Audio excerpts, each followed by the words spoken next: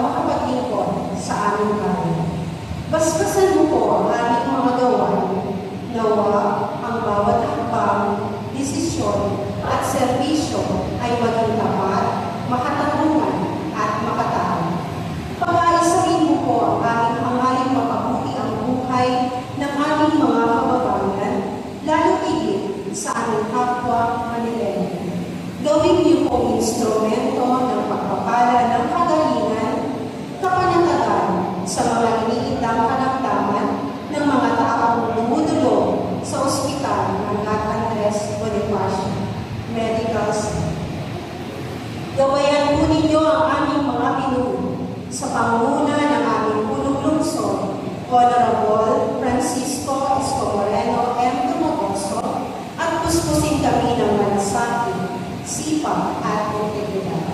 Sa pagtaas ng ating patawad, naway malitaas din namin ang dangal ng lungsod ng Maynila sa bawat araw ng aming paglilingkod. Ito ang aming samo at dalangin o makapangyarihang Diyos. Amen. Sa ngalan ng Ama, ng Anak at ng Espiritu Santo. Amen. Panunumpa ang katapatan sa mga Pilipinas. Ako ay Pilipino. Buong katapatan at panunumpa sa patawad ng Pilipinas at sa bansang kanyang sinasabisan na may damay, katarungan at kalayaan na pinakitilos sa kanyang mga Diyos, mga tao at bansa.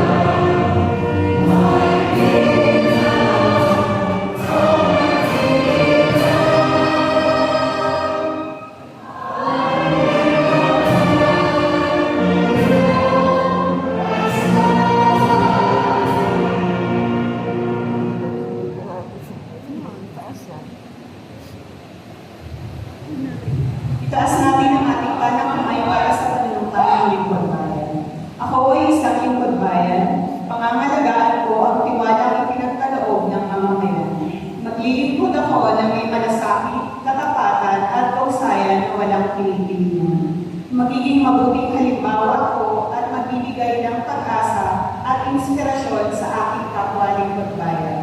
Lilinangin ko ang aking sariling kakayahan upang sa lahat ng panahon ay mapaglingkuran ko ng buong kausayan ng sambayanan. Hindi ako makikibahagi sa mga katiwalian ng pamahalaan, titigilan at isisiwalat ko ito sa pamamagitan ng tama at angkop na pamamaraan.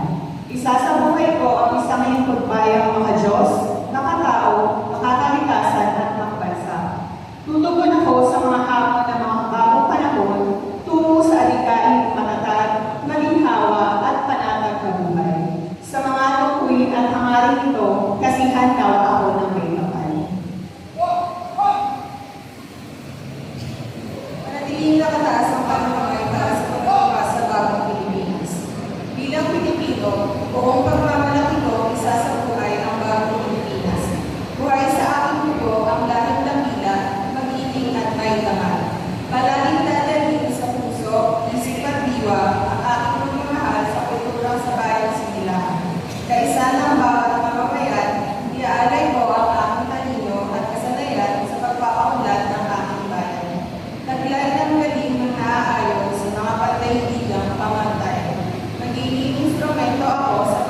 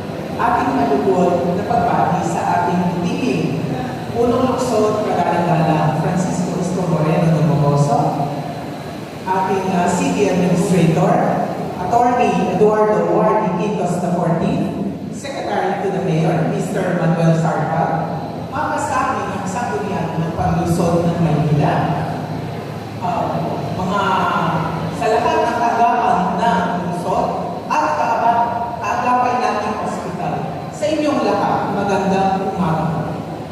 Isang malaking karangalan na ipakilala muli ang ating ospital. Ang Andres Bonifacio ay naitatag sa bisa ng Ordinansa bilang 7947 noong 1998. Sa loob ng 28 taon, patuloy na naglilingkod sa Distrito 1 at sa pamamayan ng lungsod ng Maynila. Ang Andres Bonifacio ay isang 150-bed capacity hospital maliban sa serbisyo na itataguyod ng Level 1 Hospital. Ito ay naghahatid ng iba pang specialistang serbisyo medikal tulad ng infectious disease control, endocrinology, hematology, pediatric and adult neurology, pediatric and adult nephrology, thoracocardiovascular surgery, hemodialysis treatment program, at iba pa. Ang ating hemodialysis program ay sa pamamagitan ng Flora V. Ballista Shomo Dialysis Center, kung saan tayo ay nagbibigay ng libreng hemodialysis treatment sa mga may sakit sa bato. Mula Enero hanggang Mayo nitong taon, umabot sa 22,275 o 72% ng ating target para sa unang 6 na buwan ng taon. Para sa 380 pasyente regular na nangangailangan ng life-saving treatment na ito. Kasabay nito, patuloy natin ipinagkaloob ang libreng hatid sundo sa humigit kumulang na 55 na pasyente na sinimulan ng ating butiging punong lungsod. Palapakan po natin upang mas maging maayos, magaang at ligtas sa kanilang pagpapatungo.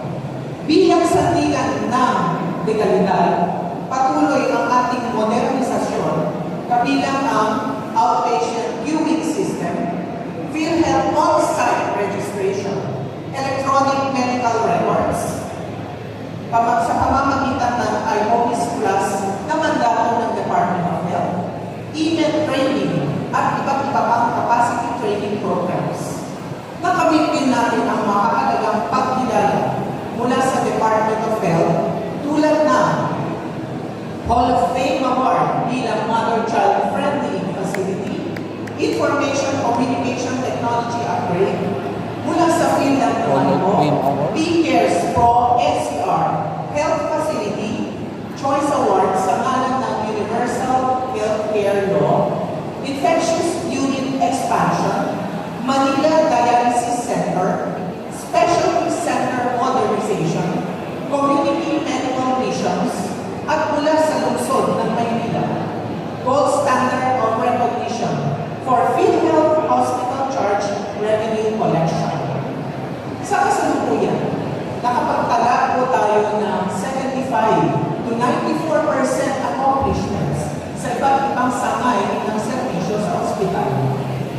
Ikinagagalak po namin ibalita na sa loob lamang po ng 5 buwan itong taon, ating nalampasan ang itinakdang PhilHealth Hospital Charge Revenue Target na umabot na po sa 61.6 million pesos, katumbas sa 123.18% accomplishment. Kumpara po sa 42 million pesos na parehong panahon noong 2025. Lahat po ito ay nasa katuparan natin dahil sa tiwala at suporta ng lokal na pamahalaan at syempre po ang ating dedikasyon magmula sa ating doctors, nurses, healthcare at non-healthcare personnel ng hospital. Sa ngalan ng Andres Bonifacio Medical Center, taos puso po kami nagpapasalamat sa lungsod ng Maynila. At sa punto ito, ating pumainit na salubungin ang ating kagalang-galang na punong lungsod, Francisco Isko Moreno Tomagoso.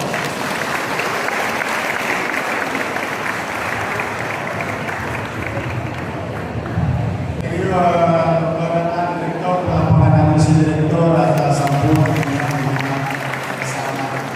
Magandang umaga sa inyong lahat. Good morning! Pasensya na kayo, pinagpakasakali ko na baka tumuloy yung ulan.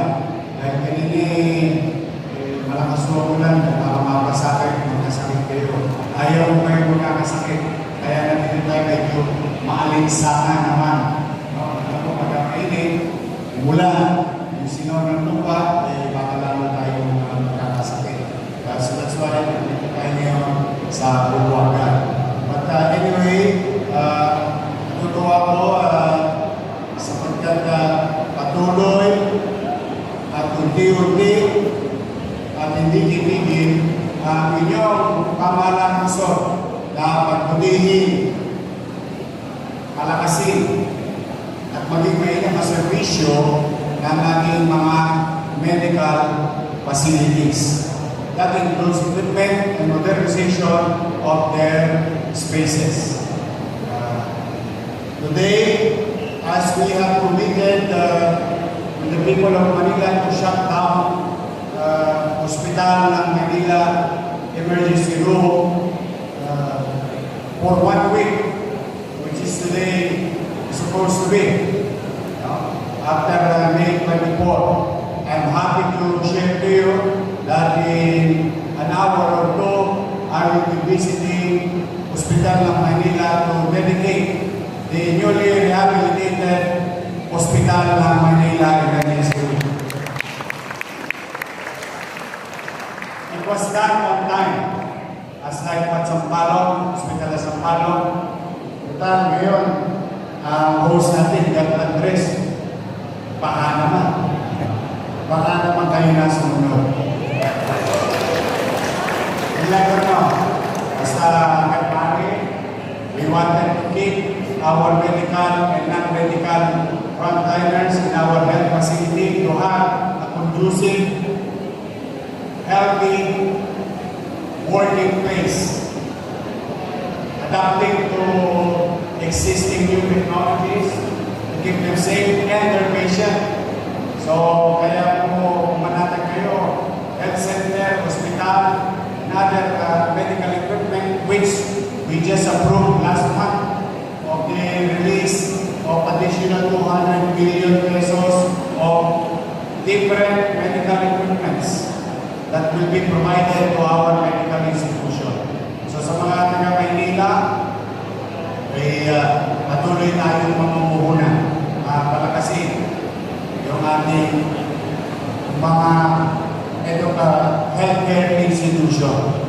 So, paalala ko lang, ngayong Hunyo ay may kampanya ang Estado at lokal na pamahalaan, yung ligtas-ligtas.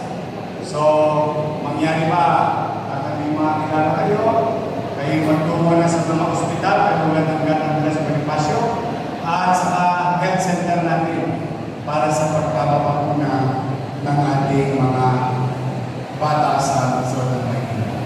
Then I would like to recognize the members of the City Council, palakpakan natin sila. At dahil kayo, ngayong lingkong to, masusubukan na natin yung sakripisyong ginawa ninyo dyan sa paligid ng City Hall. Natutuwa naman ako dahil mabilis nagagawa ang bawat portion. Testing na natin kung totoo pa, kung pwede ba. At kung kulang pa, we will continue to develop our training system outside of City Hall. But we started in our own backyard. Sa yung mismong loob ng bakuran natin. So to Ligat Andres, public servants, thank you very much for delivering quality service to our people. Ang Tondo, hanggang isa sa pinaka-challenge na ospital. Dahil maraming mga mahihirap tayong kababayan bayan na umaasa sa San Andres Bonifacio Hospital. Kaya wala akong ibang ipakikiusap sa inyo is tawagan nyo na ang inyong damdamin, luwagan ang inyong puso, at pangunawa. Ang tao may sakit, mahirap man, middle class o mayaman, walang maunawa at kailangan. Ang alam na niya, meron siyang nararamdaman hindi maganda. Kaya yung pakikitungo, minsan, nakagagamot na agad yun. Kapag nakikita nila na tunay ang ating pagmamalasakit at paglilingkod sa kanila. Please always smile. Show your beautiful teeth, your analyzing eyes. When you see a patient, when you're trying to do here, really understand and accommodate them accordingly. Pag minsan nakikihingi lang ang ating mga kababayan, yung manawaman, yung malasakit sa atin. Hindi tayo magiging perfecto, pag-isa-minsan tutulog tayo sa mga gastusin, pero huwag na tayo mag-repeat, total wala namang bayad kung paano pakitunguhan ng masaya at maliwalas ang ating mga kababayan. So, uli sa inyong lahat, sa another week, another challenge, but together, we can face it at makaka-alpas din tayo sa ating mga pagsubok sa buhay. Malapit na. June 23 days na lang. Muli natin alalahanin ang pagkakadala ng ating minamahal na lungsod ng Maynila, Kapitolyo ng bansa. Let the city of Manila be and continue be the beacon of hope of real public service, and be the window of opportunity for others and the people of Manila. So, magandang araw. I love you. Mag-iingat kayo. Huwag kayo magkasakit. Alagaan ninyo ang sarili at gabayan naman kayo ng buong kapatid. Maraming salamat. Manila! Good morning, everybody.